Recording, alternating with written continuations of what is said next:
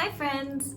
So today I want to talk about the phenomena called culture shock and how we can learn from the phases that people going through culture shock experience and apply that to setting up a new goal and the phases that you're going to be experiencing as you try to take the next step. So what is culture shock? Well, culture shock is what happens when you move from a familiar culture to an unfamiliar one. And it usually goes through about 5 phases. If you look it up, some people include re-entry or reverse culture shock as a phase. Some people include the preliminary stage as a phase. So I'm just gonna go through all of them here. First of all, you have the preliminary stage, the stage where you're planning, you're getting ready to move into that unfamiliar culture. And there's a lot of anticipation, some fears, it's all hypothetical.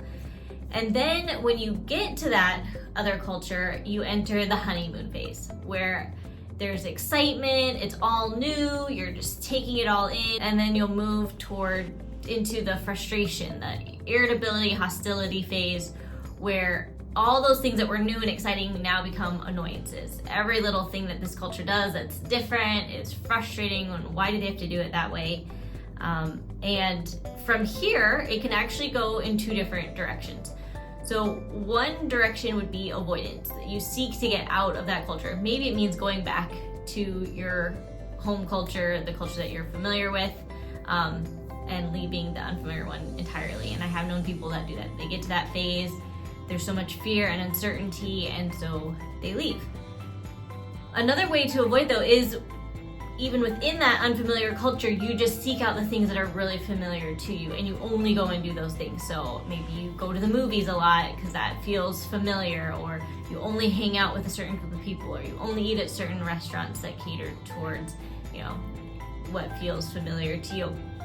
And so you can take this path of avoidance, in which case you're probably going to cycle back through all of these again, or end up never getting to the next phases of adjustment and acceptance. So if you don't take that path of avoidance, the next phase is adjustment, where it's just sort of a gradual, you recognize those frustrations, but you don't see them as the enemy or the problem. You're recognizing that it's actually the way that you're internalizing them and interpreting them that's the problem. And so you're slowly making adjustments to the way that you're seeing them. It's not that rush of excitement anymore. It's more of a sensible, okay, this is different from the way that I do it, but how can I adjust and see this in a positive light, see this as part of what is my new normal. And then you get to that final phase of acceptance, where there's a sense of belonging, familiarity with the culture, maybe even like an endearment of those things. And then if you do go back to your home culture, you'll experience potentially reverse culture shock at that point, especially if you've gone through adjustment and acceptance. You're now familiar with that culture, you've accepted that culture, so going back to your home culture, you actually notice a lot of differences, things are a little more jarring, and you go through what's called reverse culture shock. So those are the phases of culture shock.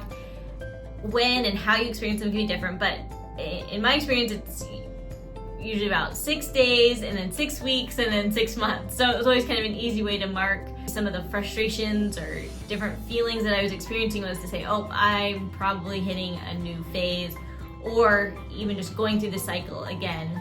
Usually it would be the irritability and hostility that I noticed at 6 days, and then at 6 weeks, and then at 6 months again. I've been in my non-home culture now for 8 years, and a lot of those things you don't notice anymore. But it's interesting because I just went through sort of a reverse culture shock, because I went back to the States for a visit, came back here, and then in 6 weeks was kind of struggling, noticing some things, and realized, oh, this could be sort of a reverse culture shock. I could be going back through some of the phases again that I didn't think I would have to go through. So in light of that, it made me think, okay, when we are starting a new goal, we're taking that next step, it's a lot like culture shock, right? You're moving into something that's unfamiliar. There's the preparation, the excitement, and the planning, and here's what I'm gonna do, and here's why I wanna do it.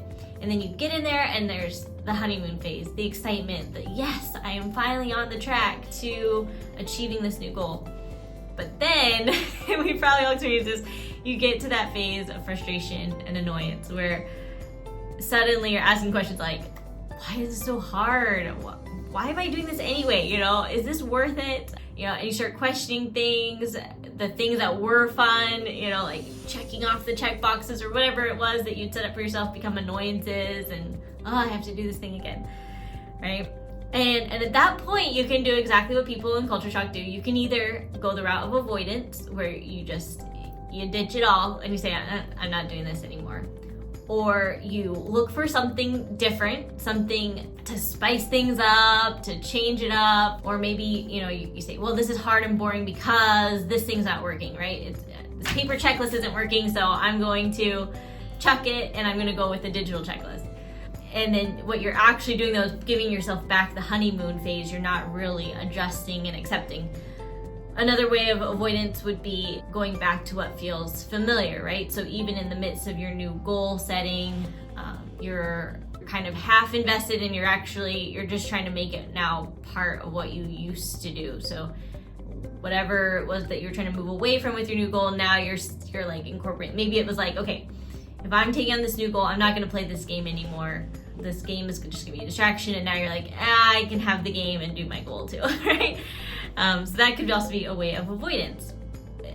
Or we can take the harder route of adjustment. So I want to talk about what that looks like. We're probably all familiar with the avoidance piece of it. And if you've reflected on this, you probably know what you do to avoid those feelings of irritation and frustration. So it's really important, though, during this time to sort of identify your feelings, because in that moment, your heart is not telling you the whole story, right? Just like when you're in culture shock, you're in that other culture, and all these things that are frustrating you, they're silly, but we can blow them up and make them the enemy, right? Like the thing that they do this and it really ticks me off and I just hate that, and why can't they be more blah? The thing is, feelings are easy to manipulate, and so you can, if you talk to anyone in sales, they will tell you that you always sell to a person's feelings. You don't tell them what to think in order to buy the product, you tell them what to feel and then they will buy the product. So you can do this too. You can manipulate your feelings, right, to help you adjust. You can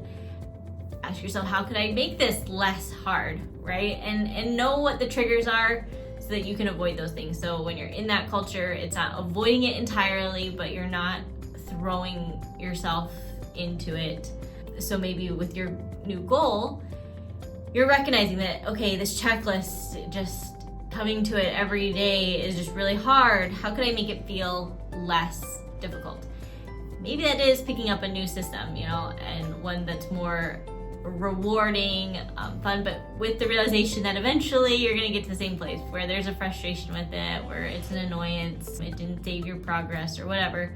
And so a lot of it is just going to be talking yourself through, hey, it's just because I'm doing something new. I'm out there, I'm doing this goal, and a lot of it isn't going to be fixing the thing, right? Like I can't go and change the culture. It's going to be how I perceive it, how I interact with it. This is what I'm going to think of when I'm in that situation. So when I go to do my checklist, right at the top, I have a reminder now of why I'm doing this checklist, why this is helping me reach my goals, and going back to why did you do this in the first place? And that can be really hard if you don't have a solid why. So when you're setting up that goal and you're in that preliminary excitement, planning phase, remember the why, because when you get to that place of frustration and irritability, the why is going to help you adjust your perception, help your feelings tell the whole story so that you're not just focusing on the thing that's irritating you. The biggest thing for me, though, is remembering, one, the heart is deceitful, right? It's not telling you the whole story. It's fixating on this particular thing that feels like a problem, but Scripture also reminds us that God gives us the desires of our heart as we delight ourselves in Him. And this was something that helped me through culture shock, was realizing that it's not saying, what my heart is telling me is totally awful and wrong and I shouldn't be feeling these things. It's recognizing that, okay, your heart is identifying something, right? It's identifying the rub, the conflict here. It's forcing me to think of things that in my own culture, I didn't even have to think about that, right? It was just normal to, you're standing in line to just talk to the person in front of you or not talk to them or whatever the thing is. But your heart's identifying the conflict there, the thing that's different, and it's forcing you to actually think about the whys. Like, why didn't we do it that way? Why does this feel difficult? But the real answer to finding the desires of our heart, to finding that peace that we're looking for, so there's not this constant conflict, this constant rub, this constant frustration with our goals, right? Like, why is this checklist now such a bore and so hard? And it might be revealing some things that you didn't want to look at before. Like, I don't do well with maintenance type things, with consistency, with checking the boxes, right? But if you have a solid why, that this is really gonna help me, then sticking with your plan, sticking with your goal is gonna be easier, but also recognizing that delighting yourself in God, not the checklist, is the thing that's gonna help you find that peace that you're looking for as you keep moving through trying to adjust to this new normal. So it's not the checklist itself that's gonna help you get to your goal. It's finding your delight in the Lord and Him grounding you in the why this new goal is important. So this all goes back then to, why are you doing the thing that you're doing? You have this new goal. Maybe it's a healthier lifestyle. And so part of that is that you're gonna go work out every day at the same time for 30 minutes. You're gonna get to a point where you're like, I just don't wanna do this. And I would encourage you to kind of map it out, look at from when you start to when you start feeling that, because that's probably going to be a pattern for you. For me, it's about 6 weeks, and I noticed it this last time. I just started some new goals, some new plans after coming back to Malaysia, and 6 weeks later, it all hit me, right? The reverse culture shock, wow, this goal is really tedious at this point. Why am I even doing this thing? And so knowing that 6-week marker helps me a lot, because then it sort of puts things in context, helps me realize, oh, this is more about the story I'm telling myself than it is about how hard life really is at this moment, the time preceding it. When you get there, you can ask yourself, okay, so why am I doing this? Why do I want the healthier lifestyle, right? Is it because I see my body as an instrument that's being used by the Lord, and so keeping it healthy and strong is going to allow me to serve the people that I'm working with. It's going to allow me to do the work that He's called me to do. And then finding your delight, though, not in the workout plan, in the fact that like I'm going down and doing my 30 minutes, not even in the fact that I've lost some weight this week or I haven't lost weight this week, but that the delight is in the Lord, that He's allowing you to achieve these goals, right? Just like the person that's going to the other culture can delight themselves in the fact that God allows us to experience other cultures. He allows us to get out of our comfort zones, to learn new things, to question what feels comfortable and why it feels comfortable, to grow and mature. And so when you look at the benefits of culture shock, like people have documented this, those benefits are understanding yourself, maturity, confidence, right? Understanding the world that you live in, understanding other people better. All of those, I would say, are benefits of a new goal as well, right? A healthier lifestyle. As you're trying to reach your goal, not the goal itself, but as you're working towards achieving something, you get a better understanding of yourself, you gain maturity, you gain confidence, you gain a better understanding of the world around you, the other things that people are struggling with, right? You're meeting new people who are also maybe trying to achieve similar goals.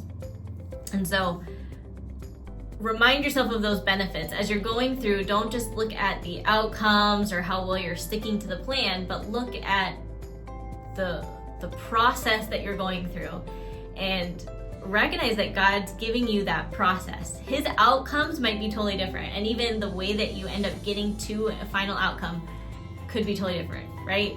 Man makes the plans, but God directs his path. So you might have this plan of working out for 30 minutes every week, and that's how you're gonna get into shape, and God has a different plan for you, but in the end you get to that same place. Maybe it's running around chasing kids that because you're helping out a friend and you weren't expecting to do that, and suddenly you're like, wow, but I've lost a lot of weight doing this.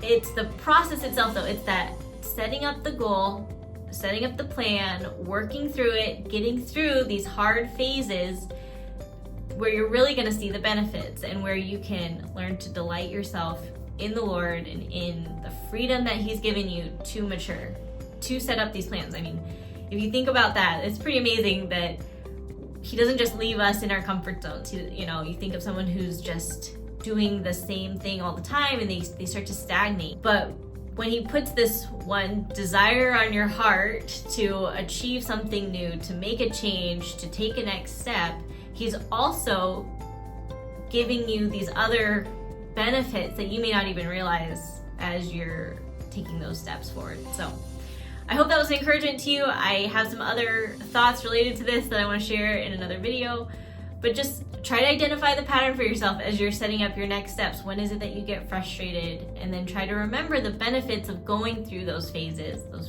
of excitement and frustration and adjustment, and use those to realize that God is giving you the desires of your heart through understanding yourself, maturity, and confidence as you're taking the next step forward. It's not always about the outcome that you think you're going to see. So if that's encouraging, if you have any questions about them, leave them in the comments because I'd love to hear from you. Thanks.